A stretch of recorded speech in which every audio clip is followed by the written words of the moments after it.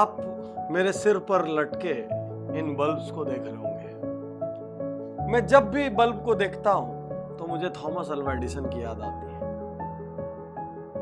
Thomas Alva Edison को जब वो छोटे थे तो उनकी स्कूल की टीचर ने उनको मंद बुद्धि कहा था और स्कूल से निकाल दिया था।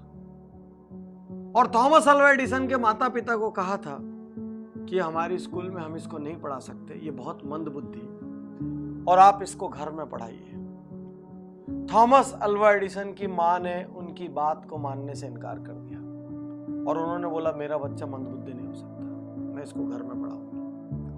और थॉमस अल्वा एडिसन आज दुनिया के उन वैज्ञानिकों में से जाने जाते हैं जिनके नाम से मैक्सिमम इन्वेंशंस हैं, दुनिया के टॉप 10 में से एक। यदि थॉमस अल्वा एडिसन की मां ये मान लेती कि मेरा बच्चा मंद बुद्धि है तो पूरी जिंदगी वो उसको मंद बुद्धि की तरह ट्रीट करती रहती और वो मंद बुद्धि बन जाता। साथियों, इतिहास कौन रचता है? इतिहास वो नहीं रचते जो लोगों की बात सुन के मान लेते हैं कि मैं कमजोर हूं, मैं हीन हूं, मैं नहीं कर सकता, मुझे नहीं आता। इतिहास वो नहीं रचते जो किसी दूसरे की राय के लिए अपने संकल्प छोड़ देते हैं। इतिहास वो नहीं रचते जो कोई दूसरा डिस्करेज करता है, डिसहार्टन करता है तो अपने टारगेट्स छोड़ देते हैं। इतिहास वो नहीं रचते जो कोई उनसे खराब व्यवहार करता है तो वो अपना अच्छा व्यवहार छोड़ देते हैं। इतिहास वो नहीं रचते जो जरा सा टॉर्चर पाके अपना टारगेट छोड़ देते हैं। इतिहास वो रचते हैं जो सहते हैं। इतिहास वो रचते हैं जो खड़े होते हैं। अभी अभी एक शानदार फिल्म आई दंगल, आपने देखी होगी। गीता बबीता, महावीर सिंह फोगाट, कैसे इतिहास रचा। जब महावीर सिंह फोगाट ने अपनी बेटियों को तैयार करना शुरू किया तो पूरे गांव ने मजाक उड़ाया। महावीर सिंह फोगाट ने उनको सुबह सुबह उठाया, उनके बाल कटवा दिए, उनके खाने पीने पर रोक लगा दी, सब कुछ किया। यहां तक कि उनके बच्चों ने उनको दुश्मन समझ लिया। और ऐसा ही कई बार होता है, ढेर सारे बच्चे अपने माँ बाप को दुश्मन समझ लेते।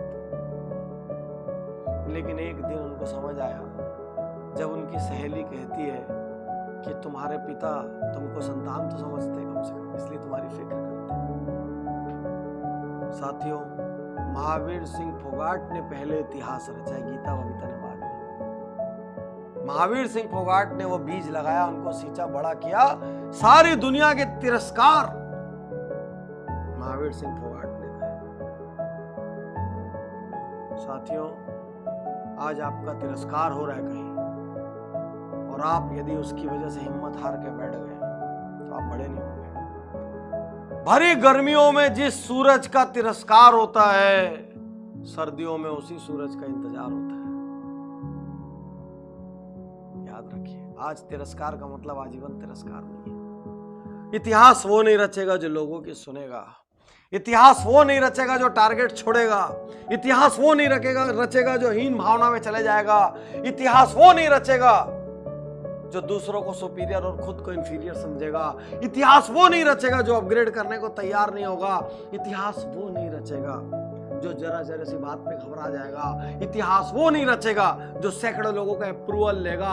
इतिहास वो नहीं रचेगा जो इनडिसिसिव है, जो निर्णय नहीं लेता। इतिहास वो नहीं रचेगा जिसके पास विल पावर नहीं है। इतिहास सिर्फ वो रचेगा जो खड़ा होकर लड़ रहा है, क्योंकि जो लड़ रहा है वो गिरेगा फिर उठ खड़ा होगा। जो लड़ रहा है वो हारेगा लेकिन फिर जीतेगा। लेकिन जो लड़ा ही नहीं वो तो जीता ही नहीं, वो तो हारा ही नहीं, क्योंकि वो कभी लड़ा ही नहीं। तो यदि थोड़ा सा भी इतिहास रचना है, यदि थोड़ी भी वैल्यूएबल जिंदगी बनानी है, यदि कुछ भी हासिल करना है तो लड़िए। लोगों की ना सुनिए, लड़िए। डरिए मगर करिए। डरना स्वाभाविक है। किसी बड़े काम को करते हुए डर लगता है, किसी संकल्प को पूरा करते हुए डर लगता है, किसी राह पे चलते हुए डर लगता है। दुनिया की बड़ी ऑनलाइन अखबार की मालिक एरियाना हफिंगटन कहती है, मुझे बहुत डर लगता है, मैं डरती हूं, because fear is normal, but मैं फिर भी करती हूं क्योंकि उसको करना जरूरी है। डरिए मगर करिए, क्योंकि इतिहास डरने वालों को याद नहीं रखेगा, इतिहास करने वालों को याद रखेगा। सम्मान डरने वालों का नहीं होगा, सम्मान करने वालों का होगा। करिए, कुछ करिए, ये जिंदगी आपकी है।